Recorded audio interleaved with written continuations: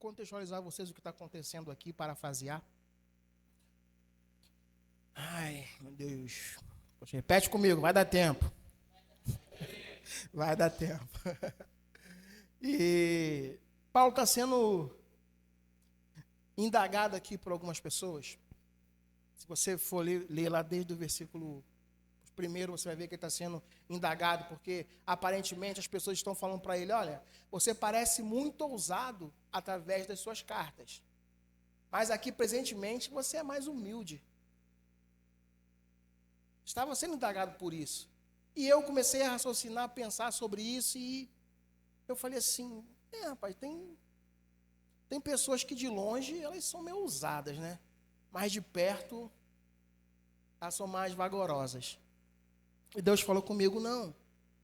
Pensa assim, quem é pai e mãe aqui? Quando o nosso filho ele está longe da gente, a gente não fala: ei, vem aqui. A gente impõe a voz, não é? Fulano, volta daí agora. Fulano, poxa, não faz isso. A gente coloca mais empenho, mais força, mais ousadia naquilo. Por quê? Porque a gente está longe. Então, nas cartas de Paulo, Paulo está impondo essa ousadia porque ele está distante. Ele está escrevendo para aqueles irmãos, está cuidando deles para isso. Mas quando ele está próximo, ele é quem ele é de fato. Ele não deixou de ser ousado.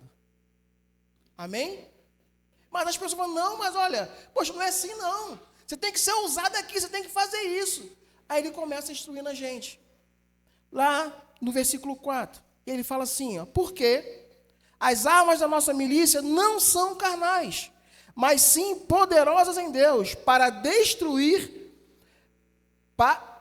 destruição das fortalezas, destruindo argumentos e toda altivez que se levanta contra o conhecimento de Deus, e levando cativo todo o entendimento à obediência de Cristo.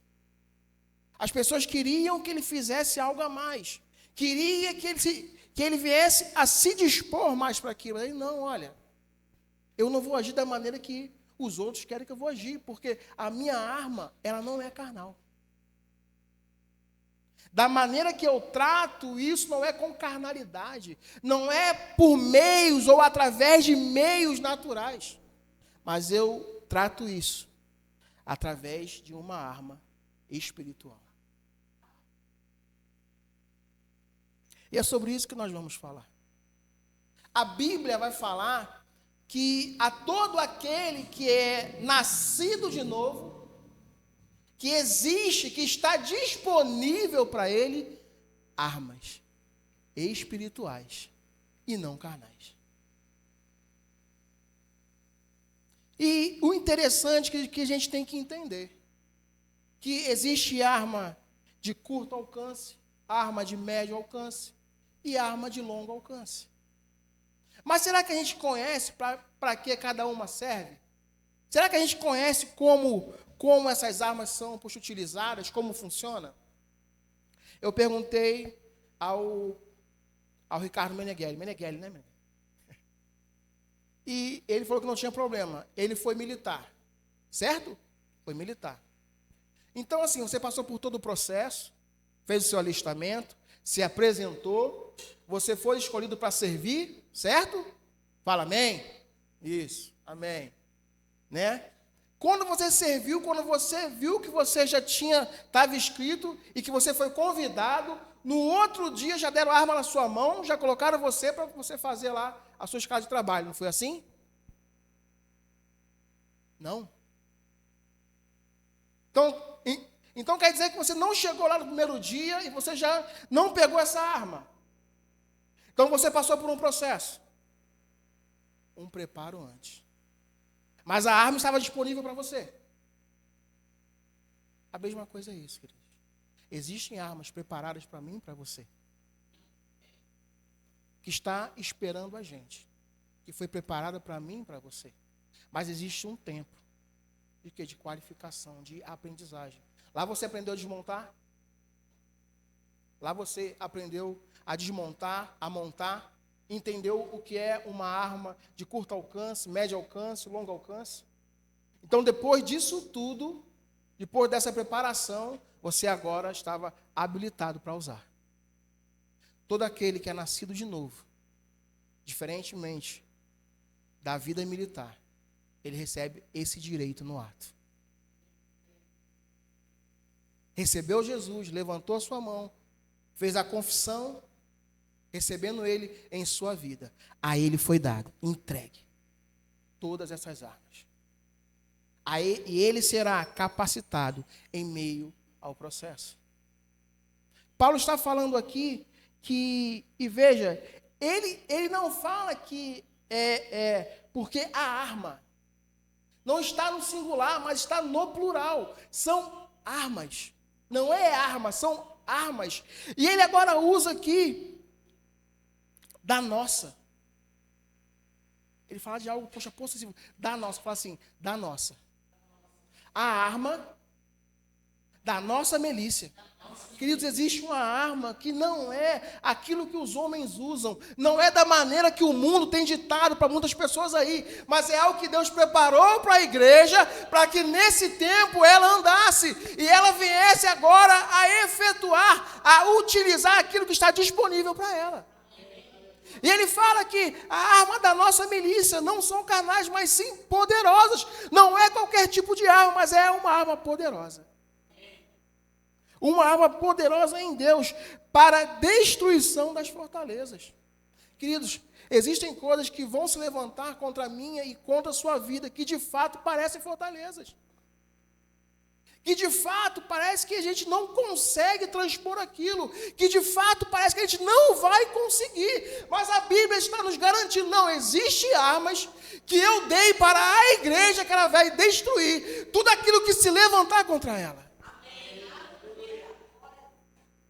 E ele fala, destruindo argumentos e toda altivez que se levanta contra o conhecimento de Deus, e levando cativo todo entendimento à obediência de Cristo. Então quer dizer que essa arma, ela destrói tudo que se opõe a Cristo, na minha e na sua vida. Sabe, queridos, enfermidade no nosso corpo se opõe a Cristo. Falta na nossa vida se opõe a Cristo. O desejo de desistir se opõe a Cristo. Porque Cristo não nos chamou para desistir. Cristo não nos chamou para nos deixar no meio do caminho. Ele está conosco, Ele está comigo, Ele está com você. Essa arma, ela é poderosa para levar cativo, levar prisioneiro. O quê? A obediência de Cristo. Todo pensamento, todo argumento. Existem pensamentos que vão passar sobre nossas mentes de desistir. E como é que eu destruo isso? Através da palavra. Como é que eu vou me posicionar? Através da palavra. Não é diferente disso, não é mais que isso, mas é isso. E somente isso. E uma das armas que eu quero compartilhar com você aqui é a oração. Uma das armas do cristão é a oração. Tanto que fala sobre ela que ela é uma espada, a espada do Espírito. Eu estava num culto uma vez e um dos ministros falou algo que aquilo me chocou muito. Ele falou assim, irmãos, a vida de crente ora, mas o crente não se dedica à oração. Sabe por quê? Porque tem algumas pessoas que não gostam de orar em nosso meio, que não se dedicam à oração, que não se importam com a oração. Ele falou assim, sabe por quê? Porque se vem um mestre da palavra, a igreja enche. Se vem um evangelista, a igreja enche. Se vem um profeta, então, a igreja enche. Mas se a igreja é convidada para um culto de oração, vem poucas pessoas. Isso demonstra o nosso coração. Isso mostra para a gente como a nossa vida está. Porque se aquilo fosse importante, esse seria um dos cultos mais cheios que nós teríamos. Se isso fosse importante na minha vida, na sua vida, nós estaríamos aqui. em todas as convocações que nós temos. Não falo sobre Verbo da Vida Osasco, falo de modo geral. Pessoas que se reúnem aqui, estão aqui, riem, vêm a todos os cultos, mas saem daqui e a vida se torna a mesma coisa, parece um carrossel. Por quê? Porque não oram, porque não se dedicam, porque não querem pagar um preço para isso, não querem buscar essa intimidade com Deus. Efésios 6,17 vai falar assim, ó.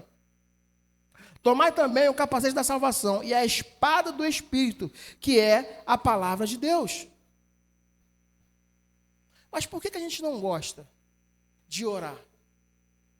A Bíblia fala que ela é a espada do Espírito. Se você for olhar para o livro de Efésios, vai entender que ele fala de capacete, ele fala de armadura, fala de sandália. A única coisa que parece ser uma arma é a palavra, que é uma espada. Mas por que a gente não gosta de orar? Porque a gente não tem esse hábito. Quero que todos agora prestem atenção em mim aqui. Porque, ó, tá tudo bem, tá? Tá tudo bem. Vocês lembram que está tudo bem?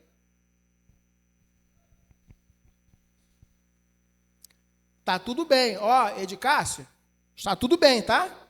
Tá tudo bem. Paulinha, tá tudo bem, tá? Amém.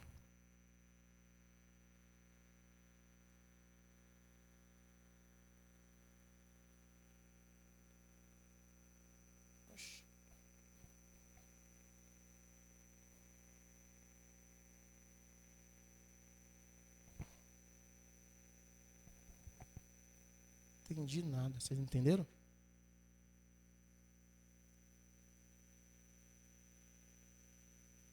Tá tudo bem?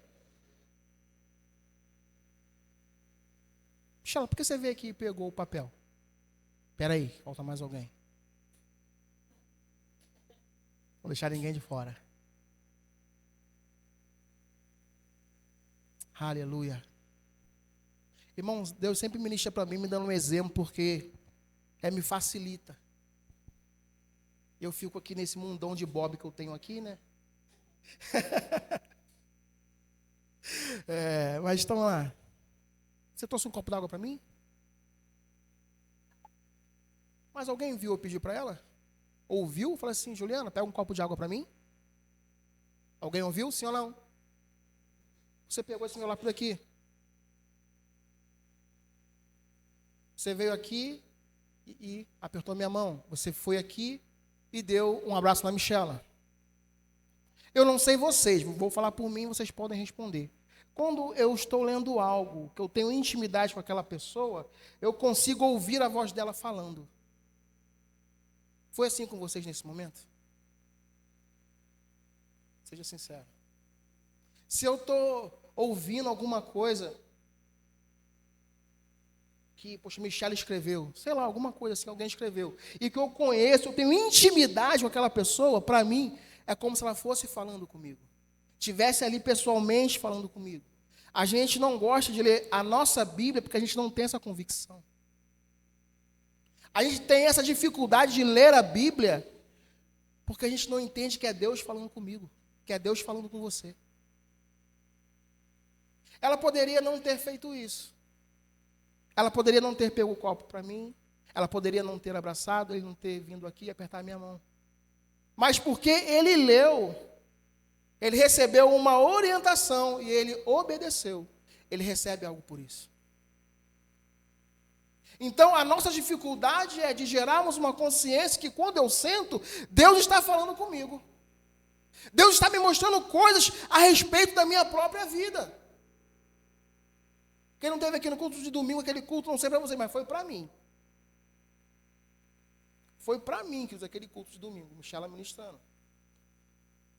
Passei algumas coisas durante essa semana que eu não estava esperando.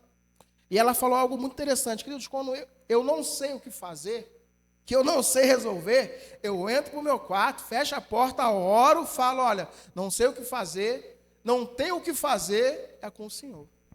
Isso foi para mim. E ela falou assim também, de uma confissão poderosa. Que eu sou aquilo que a Bíblia diz que eu sou, eu tenho aquilo que a Bíblia diz que eu tenho e eu posso todas as coisas, porque a Bíblia diz que eu posso. E uma vez eu falando e fazendo essa declaração, o Espírito Santo falou comigo, tá, mas você está confessando isso, mas você sabe o que você tem? Você sabe o que você pode? E eu dei aquela gaguejada, porque se eu soubesse eu tinha falado. E ele me perguntou sabendo que eu não sabia. E nós só vamos descobrir isso quando nós desbruçarmos em cima da Bíblia. A Bíblia fala que se o meu coração não me condena, eu tenho paz com Deus. A Bíblia diz que eu posso todas as coisas naquele que me fortalece. E sabe, queridos, isso é uma verdade e ponto final. E isso não vai mudar. Eu posso fazer essa confissão todos os dias. Eu tenho o que a Bíblia diz que eu tenho, eu posso fazer aquilo que a Bíblia diz que eu posso, mas não vai mudar enquanto eu, de fato, não estiver dentro daquilo. Enquanto aquilo não estiver dentro de mim. Enquanto eu não estiver usando, usufruindo daquilo. Mas somos fracos muitas vezes. Porque a gente não quer ler. A gente sente e parece assim, poxa, parece que Deus não está falando. Não, Deus está falando. Eu mostrei para vocês aqui nesse simples exemplo. Eu não precisei falar uma palavra. Eu só escrevi, poxa, num papel. A sua Bíblia, ela não é em branco, ela é escrita. Amém? É igual a minha. Não é diferente. Então, quer ter comunhão com Deus? Quer ver Deus falando com você? Leia a sua Bíblia. Se debruce, comece a ler, a entender, sabe? Senta e tenha essa convicção. Senhor, eu ouvi que o Senhor fala comigo através da tua palavra. Aí você começa a ler. O Senhor é o meu pastor e nada me faltará. E você vai começar a ouvir Deus falando isso para você. Ele me faz andar em pastos verdejantes, em águas tranquilas, Ele me faz descansar. Existem águas que Deus coloca que vai ser águas de descanso para mim e para você. E naquele momento de afronta, naquele momento de desafio, o que mais nós queremos ouvir é, olha, eu estou contigo. Olha, você descansa, olha, não vai te faltar nada, porque eu sou o teu Deus. Mas se a gente não tem isso por dentro, se a gente não viemos a absorver isso na nossa vida, não vai mudar nada, está escrito aqui. Porque só muda quando eu coloco isso em prática. Quando vem um desafio, quando se levanta a afronta, e eu pratico essa verdade, eu pratico essa palavra. Então, nós precisamos sim orar. Nós precisamos sim ler a nossa Bíblia. Ter essa intimidade com a Bíblia.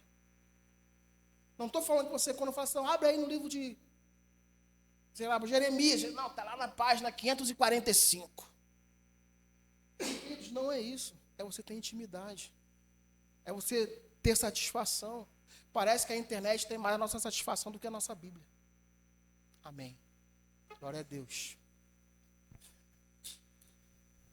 Parece que a Netflix tem nossa maior satisfação do que a nossa Bíblia. Amém. Glória a Deus também. Antes de estar ministrando para vocês, eu recebo primeiro, tá? Deus não fala daqui para aí, não. Ele fala assim, ó, de modo geral. Então, isso foi para mim também. Isso foi alerta para mim também. De ver na minha vida, às vezes, que eu poderia estar lendo, meditando na palavra, e eu não estava fazendo isso. Parece que outras coisas que seriam secundárias, eram mais importantes. Eu falei, não, poxa, mais importante. Mesmo que eu tenha o meu momento de devocional, o meu momento de leitura, eu estava perdendo tempo com essas coisas. Eu decidi que o meu tempo, ele é do Senhor. Eu decidi que tudo que é meu, o meu melhor tempo é dele.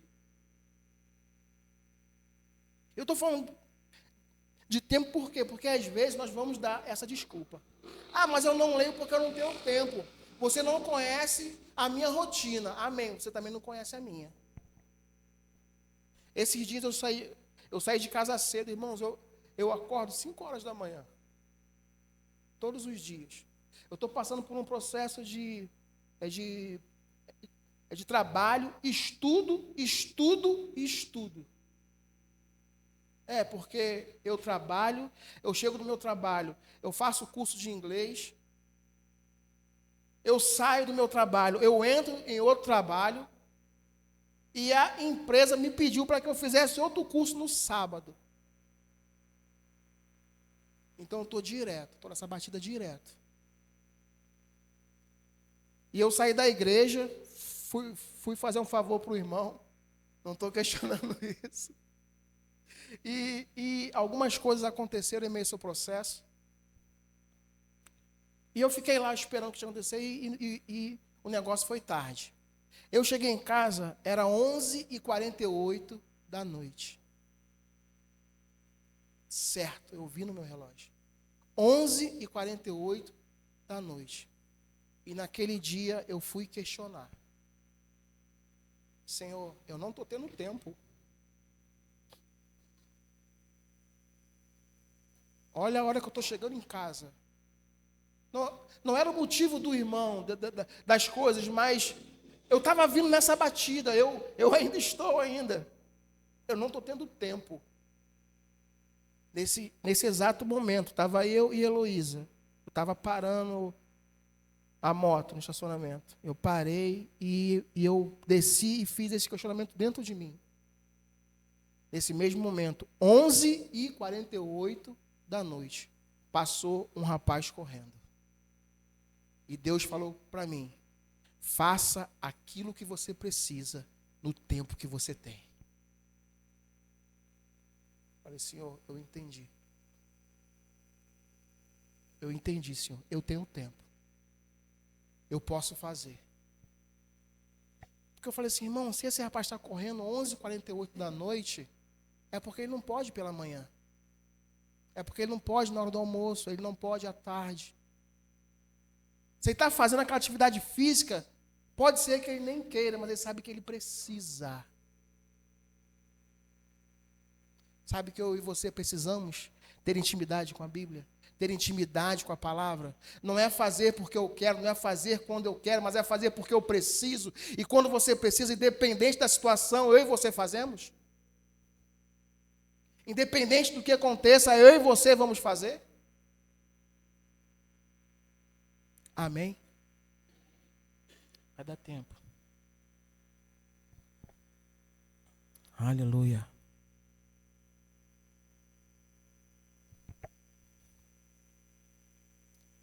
Queria que você abrisse comigo, por favor. No livro de Mateus 7, não precisa abrir não, a Bíblia coloca ali, vocês me acompanham, por favor. Livro de Mateus 7, verso 24 e 25. Olha o que Mateus, a instrução de Deus a respeito da palavra. Todo aquele, pois, que ouve estas minhas palavras e as põe em prática, será comparado a um homem prudente, que edificou a casa sobre a rocha. E desceu a chuva, correram as torrentes, sopraram os ventos e bateram com ímpeto contra aquela casa. Contudo, não caiu, porque estava fundada na rocha. A rocha é a palavra. A casa estava fundamentada sobre a rocha. E às vezes tem uma expressão, se a gente continuar lendo, vai ver também sobre a casa que foi fundamentada sobre a areia. Aconteceu a mesma coisa, mas a casa caiu. E às vezes, de modo até sarcástico, a gente fala, irmão, está na prova? Está no vento? Irmãos, vem para todo mundo. O diferencial foi aonde um estava alicerçado, aonde a sua vida estava apoiada e aonde o outro colocou a sua vida. Essa casa somos eu e você. Mas eu pensei que quando eu me tornasse crente, que eu aceitasse Jesus, que as coisas eram tudo um mar de rosas. Querido, se for um mar de rosas, terá espinhos. Jesus não mentiu para ninguém. Falou assim, no mundo tereis aflições. Mas tem bom ânimo. Se anima. Mas se animar com o quê? Porque ele venceu. Como é que eu vou me animar? Você não está entendendo não, que eu também estou entendendo você. Já passei por muita coisa na minha vida. E vou passar ainda. E não tem problema. Por quê? Porque Deus sempre está comigo. Os discípulos... Aí vem Jesus e fala assim, passemos para outra margem. Beleza, vamos embora. Pedro, João, todo mundo. Pedro, Tiago, João no barquinho. Todo mundo, vamos embora. Entra no barco. Mas cadê Jesus? Não, poxa, eu vou depois. Não, por essa passagem, desculpa. E estava ali todo mundo dentro do barco. Mas qual foi a palavra? Passemos para outra margem. No meio do caminho se levanta o vento, se levanta a tempestade, e começa a água furiosa começa a se arremessar sobre aquele barco. Irmãos, de todo mundo ali era marinheiro. Todo mundo ali se desespera. E eu fico pensando em Jesus que estava dormindo, em meio a tudo isso. E ele chega assim: Senhor, ô Jesus, ô Senhor, ei, acorda. Será que foi assim, queridos, com o desespero que eles estavam? A Bíblia vai falar que eles estavam desesperados. Ô Senhor, acorda, acorda. Ó, o Senhor não está vendo o que está acontecendo, não? Não te importa que perecemos? Aí Jesus se levanta e fala: acalma, mar, cessa o vento. Gente, confiança. Aquele que medita na palavra, gera nele confiança. Ele sabe quem está com ele, ele sabe quem prometeu a ele, e ele sabe quem falou com ele. Se eles tivessem esse entendimento, ele fala assim: não, irmãos, está batendo forte, está ventando, mas se ele falou que é para outra margem, é na outra margem que nós vamos chegar. Se Deus falou que a igreja Verbo da Vida Osasco vai chegar em um novo nível, é lá que nós vamos chegar. Independente da força do vento, independente dos desafios, se Deus falou, se Deus prometeu, nós vamos chegar lá. Vai depender de mim e de você. Olhar para a palavra e guardar a palavra. Amém? Aleluia. Toda cobra assim, cabra foge daqui. João 17, 14 e 17. Não precisa abrir. João, capítulo 17, verso 14 ao 17. Diz assim, ó: eu lhes dei a tua palavra, e o mundo os odiou, porque não são do mundo, assim como eu não sou do mundo. Não rogo que os tires do mundo, mas que os guarde do maligno. Eles não são do mundo, assim como eu não sou do mundo. Santifica-os na verdade, porque a tua palavra é a verdade. Sabe quantos são os sofismas, as mentiras que o diabo tenta colocar na nossa mente? A nossa batalha, como eu li lá logo no início, não é contra a carne e contra o sangue. A minha arma não é para eu degladiar com o meu irmão, seja ele crente ou não. A minha arma é uma arma de posicionamento. Deus falou, eu obedeço e aquilo se cumpre. Mas em algumas vezes, o diabo retruca, diz que é mentira e a gente acredita. Ele quer que a gente venha perder a nossa posição. Ele quer que nós venhamos a sair daquilo que Deus já estabeleceu pela sua palavra. Então ele coloca meios para que a nossa mente só observe o problema. Ouça o culto de domingo, tira o olho do problema. Coloque seus olhos naquele que vai te livrar do problema. Às vezes nós estamos assim: Senhor, me livra desse problema. E Deus está como? Me tira. Não. Eu vou te livrar dentro dele. Você vai passar por ele. Você vai vencer ele. E ele vai se tornar um degrau na sua vida. Irmão, o problema só se levanta na vida de crente para cair. E para se tornar degrau. Daquele que tem consciência. Daquele que não cede. Daquele que não cede espaço. Eu li um livro, Campo de Batalha da Mente, que a escritora, a Joyce Meyer, fala algo muito interessante, que ele ficou martelando durante muito tempo na minha cabeça. Você já parou para pensar naquilo que você tem pensado? Falei, nossa, parar para pensar naquilo que eu estou pensando.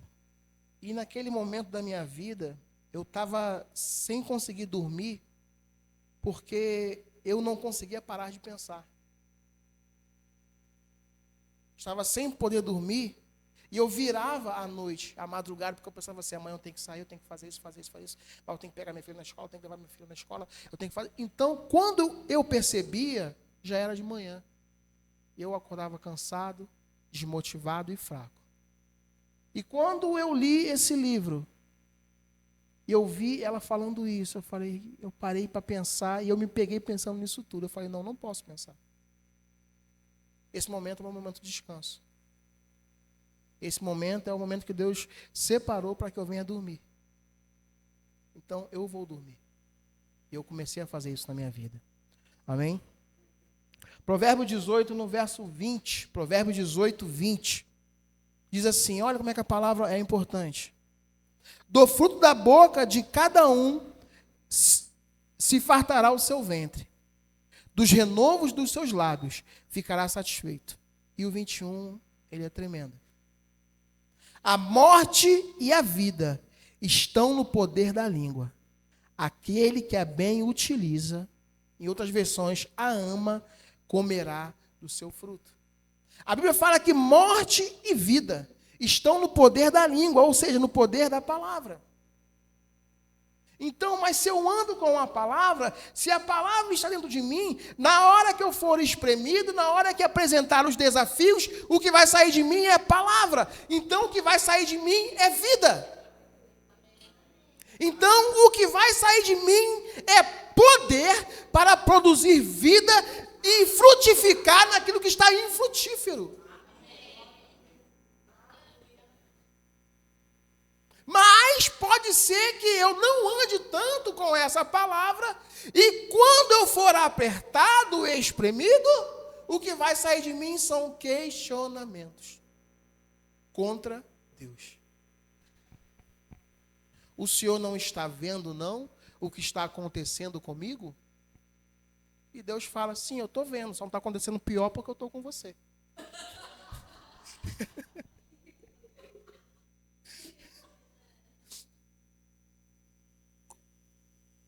É assim que Deus fala comigo às vezes, né?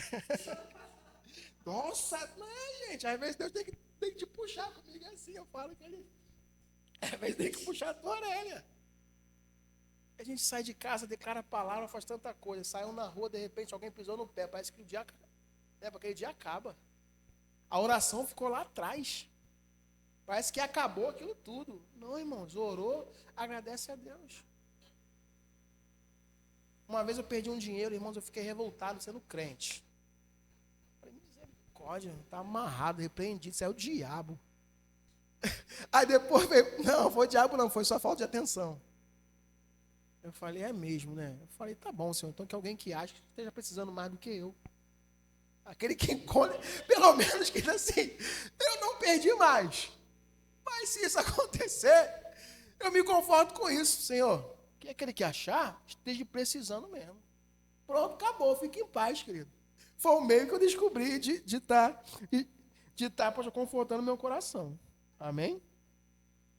E eu quero finalizar com isso aqui, a respeito da leitura da palavra. Ai, meu Deus, vai dar tempo. Aleluia. Queridos, a palavra, ela é a nossa referência para tudo. Todos os livros que nós lemos, que são indicados, né, para a nossa liderança, que nós temos ali disponíveis, eles são baseados na palavra. Mas eles não são mais importantes que a palavra. Amém? Eles não são mais importantes que a palavra. E às vezes, ai meu Deus do céu, vamos lá. E às vezes, não estou jogando indireta para ninguém, é só um ajuste, amém? Eu li 40 livros, coloquei no meu coração que esse ano eu vou ler 40 livros. Dentro desses 40, a Bíblia está incluída? Dentro desses 40, quanto da Bíblia você tem lido? Porque o seu suporte é ela. Então tem gente vivendo de piscina quando tem um mar inteiro para ele desfrutar. Eu fui fazer uma pesquisa de um homem também que é referência para a gente. É o Luciano Subirá. Até os 11 anos, ele leu a Bíblia de capa a capa, 9 vezes. Nós estamos falando de uma criança que decidiu, que colocou no seu coração, ainda que ele fala que o pai dele né, obrigava ele a ler, mas também ele fala, não, então se tive que... Ele falou, então, já que eu tinha que ler, então eu fui buscar o meio melhor. Ele falou assim, ó, lê tantos capítulos. Ele fez as contas. Então, se eu ler 2 vezes, isso aqui que ele pede, eu vou ler mais, e no final do ano, eu vou ter lido 2 vezes. Em 5 anos, essa criança, que hoje é esse grande homem de Deus que nós vemos, leu a Bíblia 5 vezes. Não, 11 vezes. 9 vezes, desculpa. Nossa, não tá vendo. Gente, mas é muita coisa, a gente se confunde, né? Então, quanto dessa palavra que a gente tem se debruçado nela? Se você lê o seu livro 40 vezes, não tem problema nenhum, amém? Não tem problema, leia mesmo. Tá? Se aprofunde, invista na sua vida. Temos grandes literaturas ali. Mas se a Bíblia não está dentro desse contexto, não está legal. Amém? A segunda arma que Deus dá a todo cristão é a oração. Temos a palavra, nós também temos a oração. Douglas, eu não sei orar, ore a palavra. Ore aquilo que você leu. Fale aquilo que você acabou de ler. Comece a confessar aquilo que você teve, aquele entendimento. Se você não teve entendimento, comece a confessar, porque o entendimento vai chegar. Vai vir o seu entendimento. E lá no livro de Jeremias 33, de 1 a 3, diz assim, Jeremias 33, de 1 a 3, só acompanha ali. E veio a palavra do Senhor a Jeremias 2ª vez, estando ele ainda encarcerado no pátio da guarda, dizendo, assim diz o Senhor, que faz isto, o Senhor que forma isto, para estabelecer o Senhor o seu nome. Clama a mim, e responder-te-ei. Anunciar-te-ei coisas grandes e ocultas que não sabes. Deus está chamando a atenção de Jeremias. E a Bíblia fala aqui que ele estava encarcerado. Ei, Jeremias, ora, clama a mim, fala comigo, e eu vou te responder, queridos. A oração não é um monólogo. A oração não é eu falando sozinho. A oração não é eu no quarto trancado, falando com o meu guarda-roupa, falando com a minha cama, não. A oração é eu me dispus a estar ali para falar com Deus. Então, se eu me dispus a estar para falar com Deus, Deus também quer falar comigo e contigo. Deus está nos ouvindo. Mas o diabo quer falar para a gente que não é verdade. Sofisma. Mentira. Aí ele vem com a seguinte indagação. A Bíblia fala, porque o diabo também usa a Bíblia. Porque ele usou de versículo contra Jesus no deserto. Ele fala assim, olha, se Deus sabe todas as coisas antes mesmo de você falar, por que você fala? Ele já sabe o que você vai falar. Para que você conversa com Deus? Ele já sabe de tudo. Não ora, fica pensando. Não ora, não precisa orar. Ele já sabe de tudo que você precisa. Deus sabe de tudo que a gente precisa? Sim ou não? Sabe. Mas é como aquele pai, sabe, que o filho fala assim, pai, vou me esconder. Aí o pai fica assim, onde está você? Depois o Mateus gosta de brincar de esconder. Pai, vamos esconder? Aí eu falo, vamos. Ó, eu vou lá pro banheiro, tá? Eu falo, tá bom. Ele agacha, pai, vamos esconder. Eu falo, tá bom. Pai, ó, eu tô lá no quarto, tá? Eu falo, tá bom. Aí o pai fica assim, cadê o Mateus? O Mateus está aqui. Cadê o Mateus?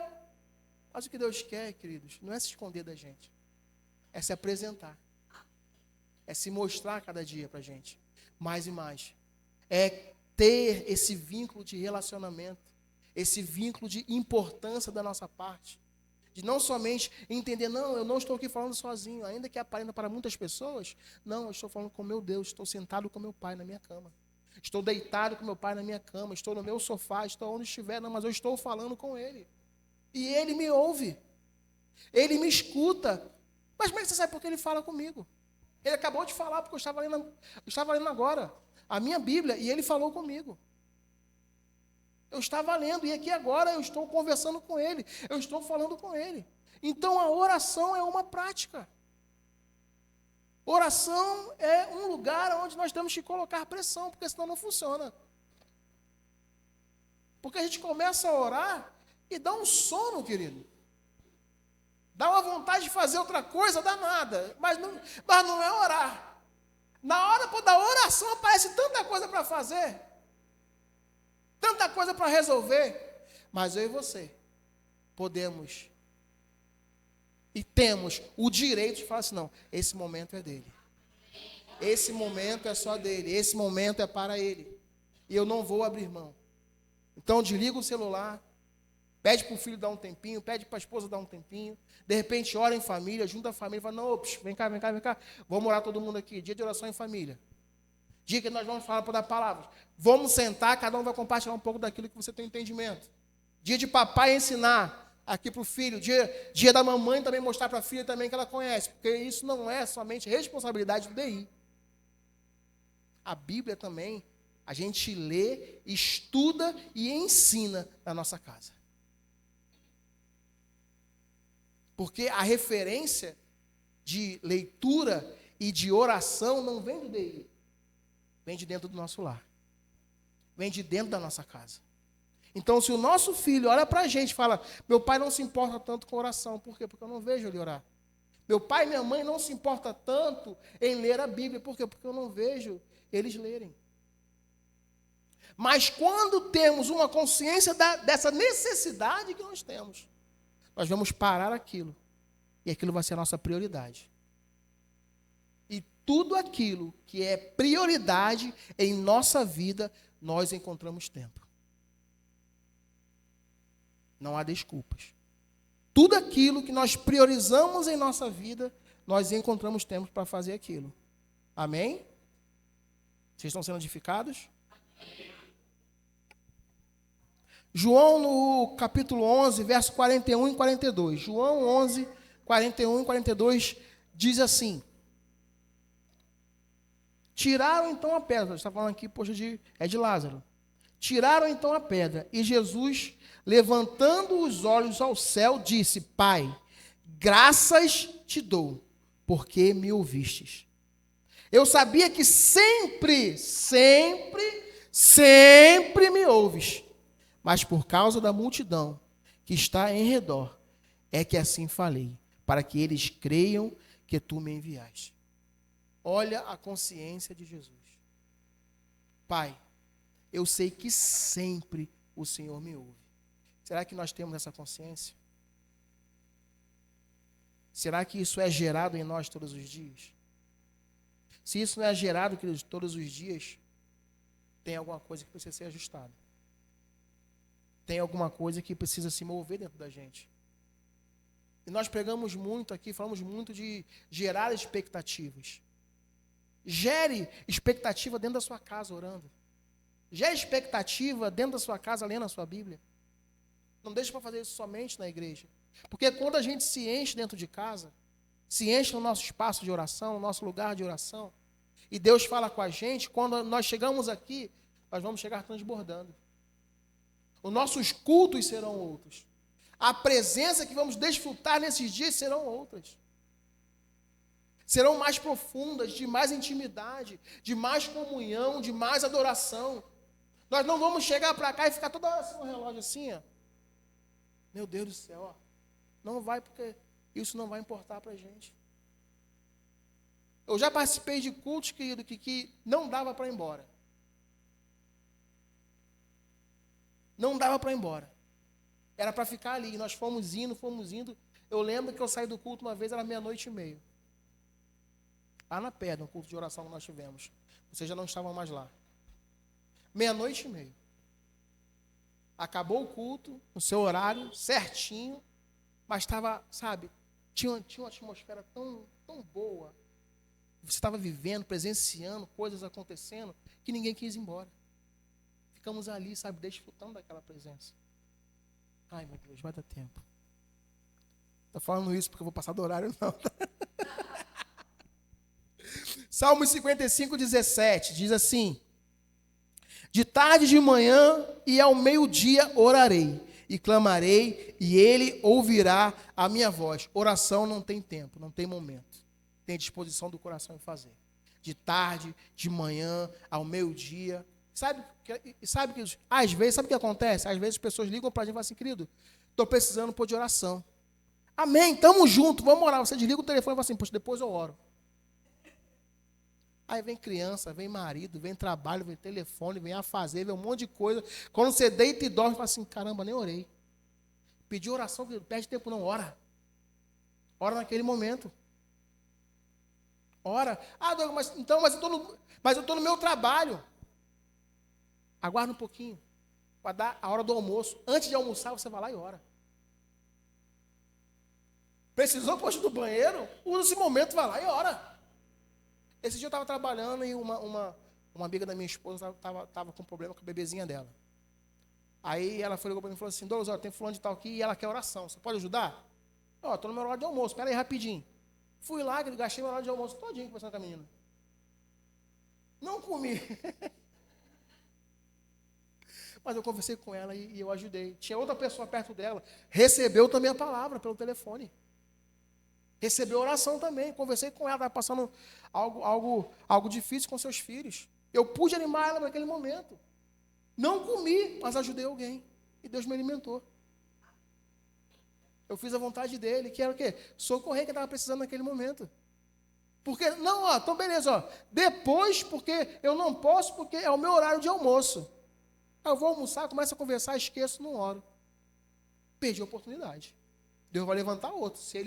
Se Deus tem chamado você, se alguém chegou para você para pedir, é porque Deus quer que você seja o canal para aquela pessoa, querido. Amém? Ai, meu Deus, vai dar certo. Efésios.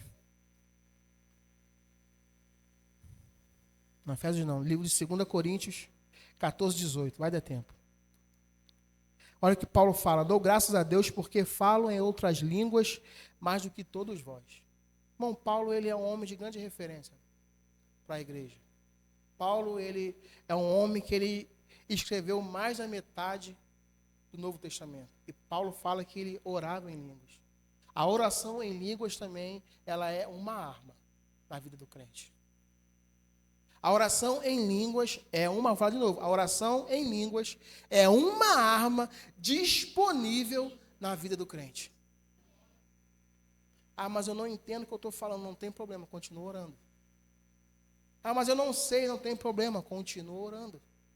Se esse homem que era referência, se esse homem que nós vemos tanta coisa que aconteceu na vida dele, ele fala assim, né, que eu oro mais em línguas do que vocês todos.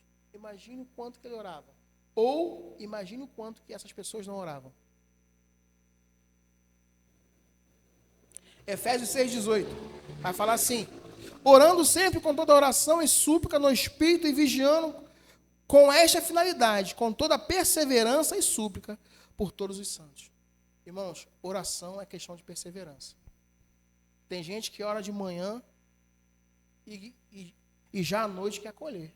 Já à noite quer ter resposta. Não, mas é muito urgente. Deus sabe que é muito urgente. Mas se você ora para Ele, confia nele. Esses dias eu estava conversando com meu pai não é cristão ainda. Meu pai fala assim, estava com algumas questões com meu irmão. Ele falou assim, não, cara, porque eu peço muito pelo seu irmão, e que seu irmão ele venha arrumar uma pessoa para ele. Meu irmão não é casado ainda, também não é cristão ainda, mas vai ser, porque eu e minha casa servimos ao Senhor. E ele falando isso, e eu oro a Deus, eu tenho orado todos os dias. Eu falei, pai, já que você orou, agradece. Você confia que Deus pode fazer aquilo que você pede? Ele falou, filho, eu confio. Meu pai não é cristão, tá, gente? Falou, filho, eu confio. Pai, você acredita que Deus é poderoso para fazer isso que você está pedindo? Ele falou, filho, eu acredito. Então, por que o senhor está tomando da mão dele? Ele, filho, como assim? Uma vez, pai, que você ora e que você pede para Deus algo, que você entrega na mão dele porque você sabe que você não pode com aquilo, confiando que ele pode fazer, quando você ora de novo, você toma para si e fala para Deus, não, poxa, me dá de volta porque você não resolve. Meu pai, que não é cristão, ele entendeu isso. Ele falou, filho, você está certo. Se eu orei, se eu pedi, se eu rezei, como ele fala, eu vou agora confiar em Deus. E vou agradecer como você está falando para mim. Eu falei, pai, não sou eu que estou falando. É a Bíblia que fala isso. Eu tive a oportunidade de falar isso para meu pai. Amém? Ai, vai dar tempo, Senhor. Irmãos, e a última arma que eu quero falar com vocês é uma arma que eu desfrutei. Não estou falando aqui de algo que eu ouvi alguém contar, que eu li num livro, que eu li também na palavra, mas também li em livros, mas é algo que eu decidi fazer. Não porque eu fui indagado, não porque foi exigido, não porque Deus pediu, mas eu quis fazer, que é o jejum. Essa arma poderosa que é disponível para mim e para você. Ninguém me falou o que eu vou contar para vocês, o que eu vou compartilhar com vocês, eu vivi isso. Eu posso falar da minha experiência, porque eu não vi, mas eu presenciei na minha vida.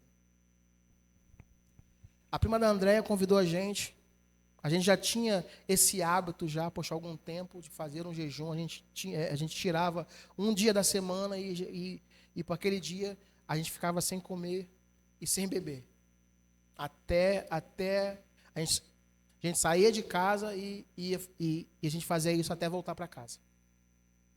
Aí ela falou assim, vamos fazer o jejum que aqui na minha igreja pediram para eu ter pessoas, vocês me acompanham nessa? A André falou assim, André, então vamos fazer, vamos entrar nesse jejum, vamos fazer, não tem, né? E a gente tinha acabado de sair não, foi pouco tempo atrás. E eu tinha lido, a gente teve aqui, a Michela ministrando, a Cássia ministrando sobre jejum. Falei, vamos fazer. Era o jejum de Daniel, 21 dias, sem comer carne. Aí colocaram lá, não pode azeite, não pode isso, não pode aquilo, não pode um monte de coisa. Eu falei, aí nós fizemos a conta, queridos, isso foi agosto. Isso foi agosto. Na conta, minha esposa faz aniversário em agosto. Na conta, ia passar do aniversário dela. Em agosto, teve churrasco, teve feijoada, e teve a costela, que vai ter ainda a costela. Em agosto, teve um monte de festa na empresa. Eu falei assim, filha, mas e o aniversário? Mas e o churrasco na igreja? Mas e a feijoada? Ela, não. Eu falei, filha, vamos fazer o seguinte, vamos fazer. Se você falou que vai fazer, eu falei, então vamos cumprir nossa palavra. Vamos fazer esse negócio aí. Vamos ver esse negócio aí. Porque na minha cabeça, o jejum, nesse entendimento que eu tinha em outro momento, era impossível de fazer. Porque na minha cabeça você tinha que ficar sem comer e sem beber um monte de dia. E a gente, recebeu aqui a instrução que não dá. A água, pelo menos, tem que colocar para dentro. A água tem que existir, porque o corpo, a vida não dura mais de 3 dias, né, Michela? É isso? Eu estou errado? Mas um ser humano não fica bem mais de 3 dias sem beber água. É mais ou menos isso. Depois você pega com ela aqui, então você pega a meditação. E eu fiz isso um dia, querido. Eu falei, misericórdia. E nunca mais eu fiz esse negócio. E voltei a fazer agora com esse entendimento. E a gente começou, irmão. Tá ali, salada. Tome salada. Parecia um coelho. Salada, tome salada. Que chegou o momento que a salada não dava. A salada não ia. com 5 dias de salada. Eu falei, misericórdia. Mas eu quero falar algo para vocês aqui que eu aprendi nesse tempo que eu vivi. A gente pode ter uma vida extraordinária na oração. Sermos pessoas que nós oramos, declaramos, confessamos, andamos na palavra. Mas nós seremos frustrados se o nosso jejum não for acompanhado por isso. Se eu simplesmente viver a minha vida, o meu cotidiano, simplesmente deixando de comer. Não vai funcionar. Não vai dar. E eu comecei, e eu já vinha orando, mas eu entendi que quando as coisas apertaram, eu precisava orar mais, porque o jejum não é somente algo que eu vou falar assim, não, eu não vou comer mais. Não, eu vou me aproximar mais de Deus. Eu vou estar mais sensível a Ele, mais à sua palavra. Amém? E nesse meu tempo, nós ficamos 14 dias. Eu fiquei 14 dias nessa condição. Quando deu 14 dias, eu falei para mim assim, não, eu quero experimentar algo a mais. E eu fiquei mais 7 dias só bebendo água. 7 dias, querido. Eu, quando comecei, depois, se você quiser, eu mostro a minha foto. Porque eu não me reconheci. Eu estava pesando 106 quilos. Em 21 dias, eu perdi 14 quilos. Eu estou com 92 quilos. Mas a motivação do meu coração não era perder peso. Era me aproximar de Deus. Jejum não é dieta. É relacionamento, intimidade mais profundo.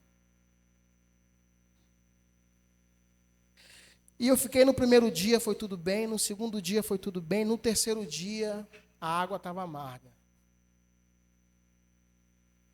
E, queridos, eu falei assim, não, mas eu vou ficar. E eu aprendi a entender o que a minha carne estava falando. Come só um pouquinho, não tem problema não. Para de ser bobo. Quê? Você não sabe, queridos. E sabe o que eu fiz? Todo dia, na hora do almoço, eu ia para um lugarzinho no cantinho da empresa e tome palavra. E tome Bíblia. E teve um dia que eu falei assim, rapaz, eu tenho que confessar aqui, mas se eu começar a falar aqui, o pessoal vai achar que eu sou doido. O Espírito Santo, bota o telefone no ouvido. Eu falei, beleza. E comecei aqui, pai, obrigado, Senhor. Rodei a... Irmão, vocês estão rindo? Mas isso salva. Essa instrução salva. Ele falou, não, bota o telefone no ouvido. Eu falei, beleza. Aqui, ó.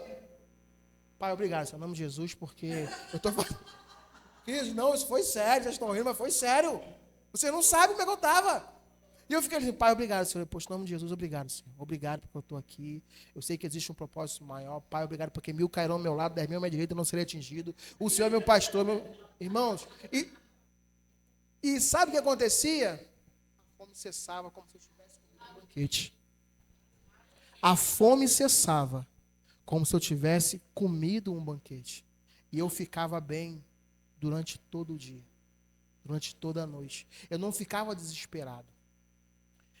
Veio o quarto dia, veio o quinto dia de jejum. Irmãos, eu nunca tinha feito isso na minha vida.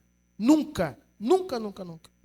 Veio o quinto dia, e isso foi uma sexta-feira, e às vezes era fechamento, né? Porque era o dia 29, fechamento do mês. Então, lá, né, as coisas esquentam. Meu Deus, vai dar tempo. E eu fui, gente, então vou ter que acelerar. E eu fui, irmão, mas naquele dia eu não orei. Não deu tempo de orar. Não deu tempo de confessar a palavra, porque eu estava muito corrido. A minha mente começou a querer pregar uma peça em mim. Olha, você está fraco. Não, vocês estão rindo, mas era sério. Volta a comer. O meu corpo começou a ter uma reação alérgica. Eu estava aqui, eu estou com a mão meia estourada. Começou a me dar dor nas costas, mas dor assim, uma dor meio que quase insuportável.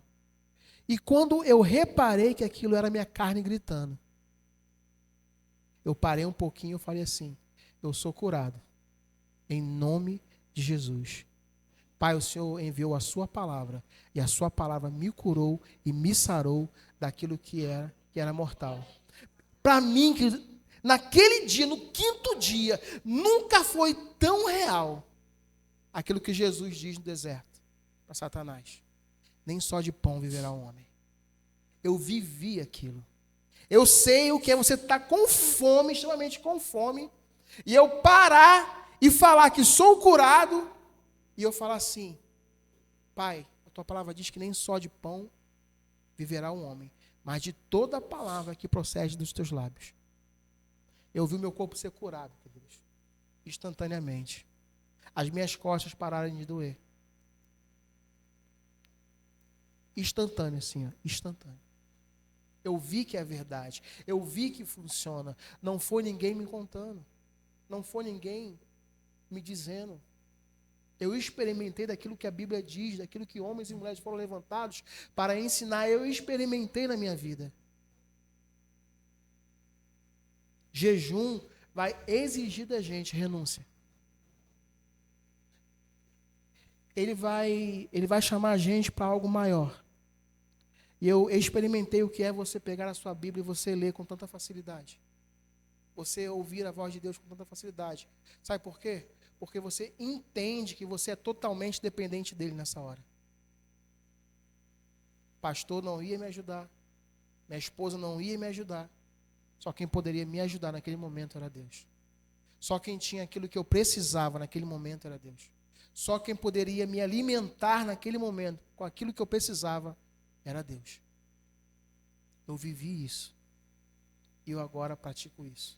Sempre, sempre, sempre. Estava domingo aqui. Eu falo não como, poxa, me exaltar. Mas domingo eu estava em jejum. Eu entreguei meu jejum ontem. E como foi fácil, porque eu queria, e eu falei assim, não, eu quero entender como é um culto de ceia, estar na presença do Senhor e na dependência dele nesse dia. É por isso que eu falei, queridos, o culto foi para mim. Parece que fechou aqui todo mundo assim, botou uma cortina e ela estava falando só para mim aqui. Porque Deus sabia do que ia acontecer. Deus sabia o que eu estava vivendo.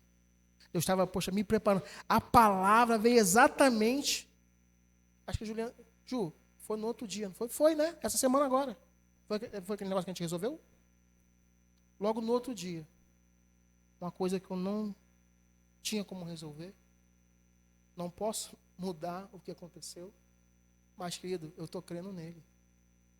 E Deus está preparando. Não sei se vocês estavam aqui há uns domingos atrás, não sei se foi domingo ou uma quinta-feira, que eu falei sobre dízimos e ofertas. Eu falei que a condição da minha empresa não era favorável, estava dispensando pessoas, estava acontecendo, poxa, muita coisa. Você estava aqui? Quem não estava, eu vou falar de novo. Só para finalizar, poxa, fechar isso aqui. E eu falei assim, olha, mas dentro disso tudo, dentro desse cenário que pessoas estão sendo desligadas, eles me chamaram para me promover, para acrescentar no meu salário. Amém? Na sexta-feira agora, eu saí do trabalho e o meu gerente falou assim, olha, na segunda quero conversar com você. Eu falei, rapaz, aí tu começa, rapaz, mas o que eu fiz? Eu não fiz nada. Não tem o que o senhor me falar. Eu não fiz, mas tu fica assim, rapaz, será que eu fiz alguma coisa que eu não percebi? Será que vai chamar minha atenção? Aí, amém. Estou eu lá sentado, cheguei segunda-feira, estou eu sentado lá, falei, vou nem falar nada. Deixa ele. Se ele que quer falar comigo, então ele me procura. Daqui a pouco o telefone liga, eu olhei ramal dele. Aí ele, Douglas, vem aqui. Ih, rapaz. Aí cheguei na sala dele. Ele, senta aí. Falei, senta aí. Sentei ele assim, com um aspecto sério, né? Você sabe que a empresa está passando por mudança, não sabe? Sabe que a gente vai desligar um monte de pessoa, não sabe? Começou nesse negócio, né? Aí dentro de mim eu falei, ih, rapaz. Poxa, vai chegar minha senha? Mas Deus não me falou nada. Porque quando eu entrei, poxa, na empresa, Deus falou para mim assim, olha, fica tranquilo, a vaga é sua. E eu acredito que quando for a hora de sair, ele vai falar também. Eu tenho essa convicção dentro de mim. Eu não vou ser pego de surpresa. Eu vou entender que aquele é o tempo que acabou. Amém? Ele, então, mas tem uma proposta para te fazer. Tem um novo setor para você, uma nova coisa para você fazer. Tem outras pessoas, mas eu quero você. Ou seja, eu fui promovido de novo. Em menos de um mês, querido. Como Deus prepara. Aquilo que viria para mim, que, poxa, aconteceu essa semana, que, poxa, iria me entristecer, e que aquilo de fato, poxa, me entristeceu. Eu sou um homem, querido. Sou um homem, eu tenho sentimentos. E aquilo veio para mim e eu não sabia o que fazer. E eu contei aquilo para o André, André ficou assim, mas eu falei, pô, filho, mas sabe o que aconteceu? Aconteceu isso, isso, isso. Ah lá, filho, então você foi promovido de novo. Eu falei, fui. Ah, então se alegra. Então se alegra. Amém? Você pode ficar de pé, que vai começar de música. O jejum, querido, ele é uma arma poderosa. O jejum, ele não é barganha, sabe? Deus, ele é o mesmo antes, durante e depois do nosso período de jejum. Não é, Senhor, eu vou fazer isso e você faz aquilo. O nosso jejum, ele não muda Deus, ele muda a gente. E eu vi dentro desse período como eu mudei. Não só no aspecto físico, mas no meu aspecto de entrega para Deus. No meu comportamento, com a minha família, com as pessoas que estão à volta de mim. Eu falei que o jejum não é dieta. Sabe por quê? E Deus falou isso aqui comigo. Deus não está interessado em quantos dias eu e você ficamos sem comer. Mas Ele está interessado na motivação do nosso coração. Nós temos referências do próprio Jesus que fez 40 dias, Moisés fez 40 dias, Daniel fez 21 dias, Esther fez 3 dias. Mas quantos dias eu e você vamos fazer? De repente a gente não consegue fazer 40, não consegue fazer 21. De repente não consegue fazer 3, mas começa com 1. Então não é o jejum de Daniel, não é o jejum de Moisés. É aquilo que eu e você podemos entregar com a motivação do nosso coração. Estava assistindo um vídeo e eu vou finalizar agora mesmo com isso. É do Luciano Subirá. E ele fala que teve um ano na vida dele que ele decidiu, falou assim, não, esse ano ele chama que foi o ano da entrega. E ele era dia 31 de dezembro, ele estava na mesa com a esposa, e isso ele falando, e ele fala assim, ele tinha acabado de comer, e ele fala assim, ó, essa foi minha última refeição. Entrarei em um jejum de 21 dias. E ele fala, queridos, que em um mês, olha só, ele leu a Bíblia 2 vezes. Em um mês, ele se dedicou a ler a Bíblia 2 vezes. E passou desse processo, desses 21 dias, mais algum mês depois, ele falou que ele estava em uma reunião e Deus começou a se mover assim de maneira tão espetacular, se essa for a palavra. Ele falou assim, queridos, eu nunca tinha vivido o que eu vivi naquele dia e eu não vivi mais aquilo ainda. Mas foi tão extraordinário. E ele fala que ele começou a pensar e entender o que estava acontecendo ali. Começou a buscar em Deus, Senhor, o que está acontecendo? O que é esse mover? E eu escrevi aqui.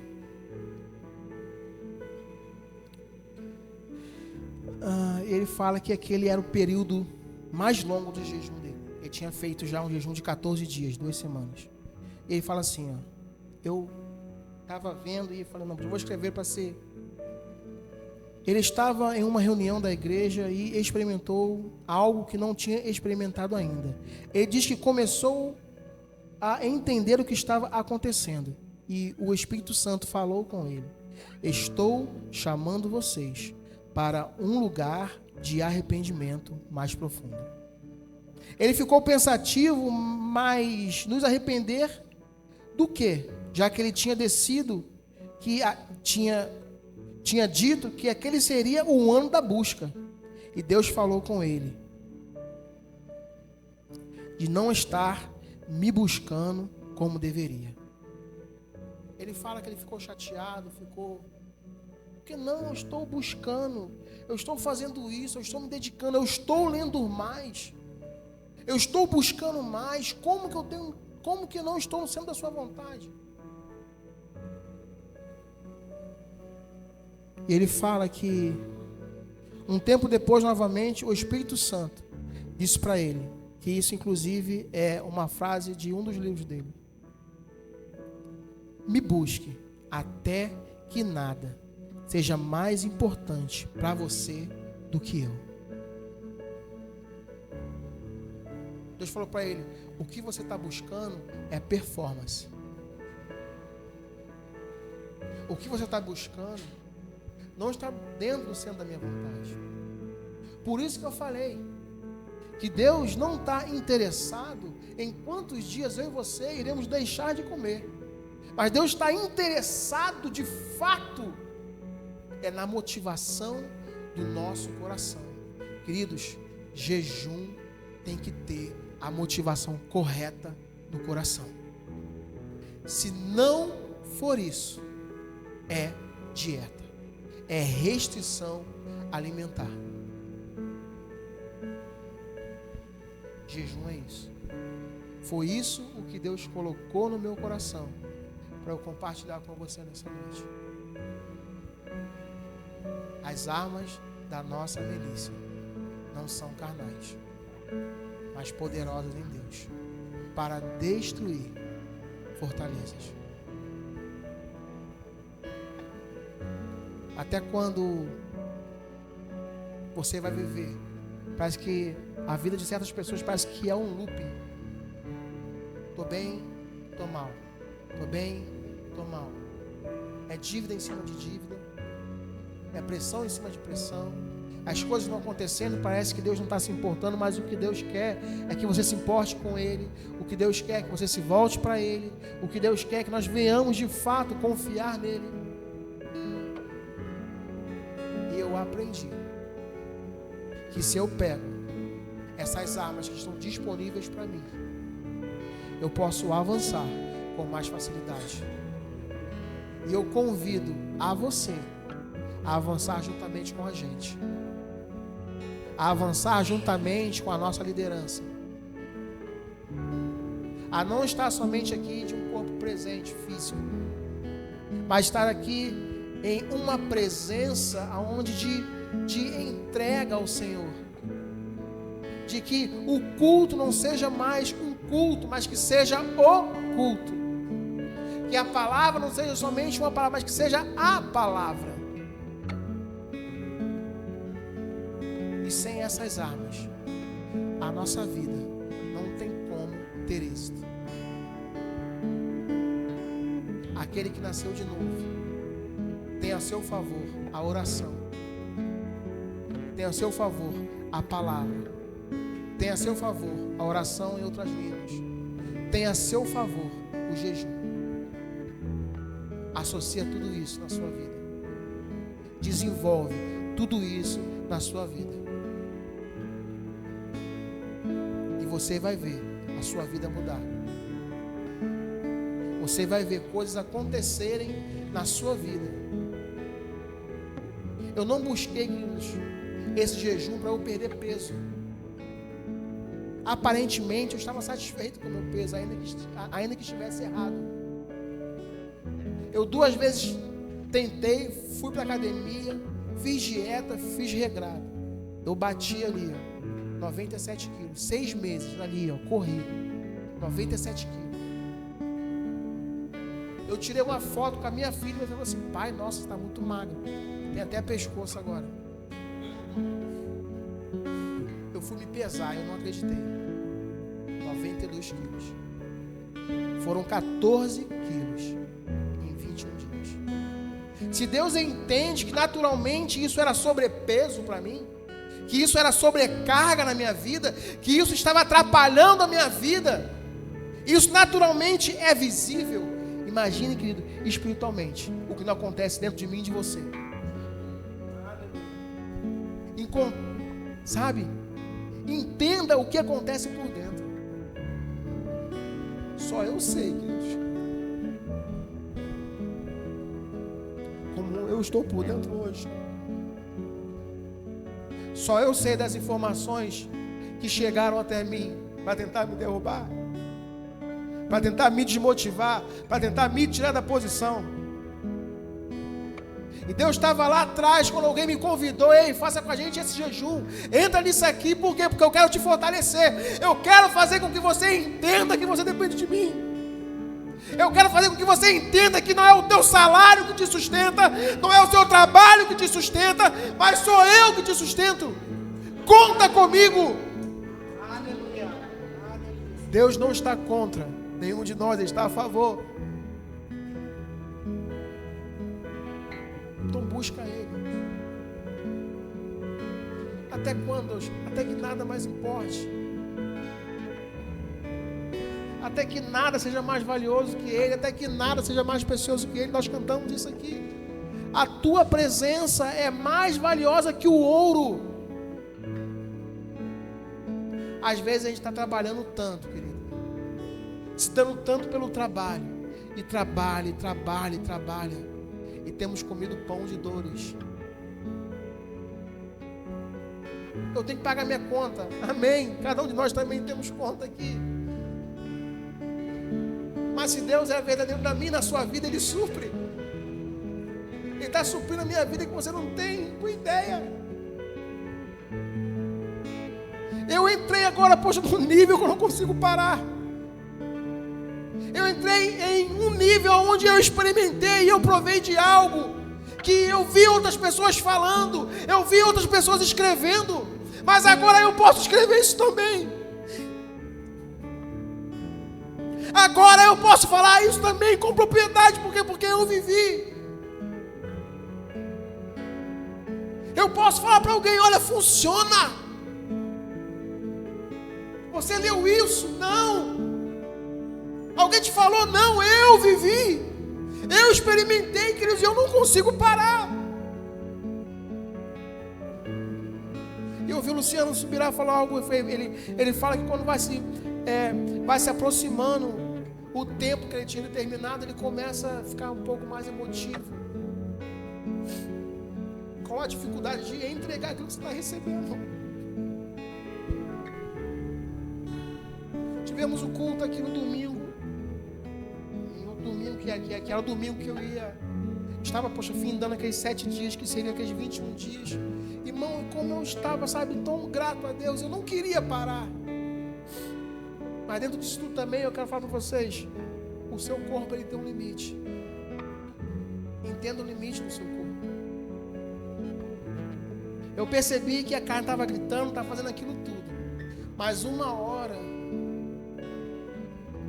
ela falou: olha, é até aqui. Eu entendi que era até ali. Eu não precisava passar, porque eu não precisava provar nada para ninguém. Eu já tinha vencido a mim mesmo. Eu já tinha vencido as minhas emoções. Eu já tinha vencido os meus desejos. Eu perseverei, eu fui até ali, eu sei que Deus se alegra. Porque Ele falou para mim.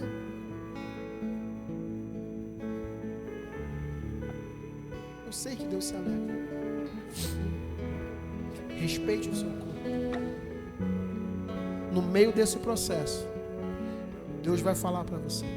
Você vai entender como é o seu corpo, a sua carne, fazendo manha e birra, como se fosse uma criança, Mas você, em autoridade, você vai falar: ei, se aquieta, se acalma.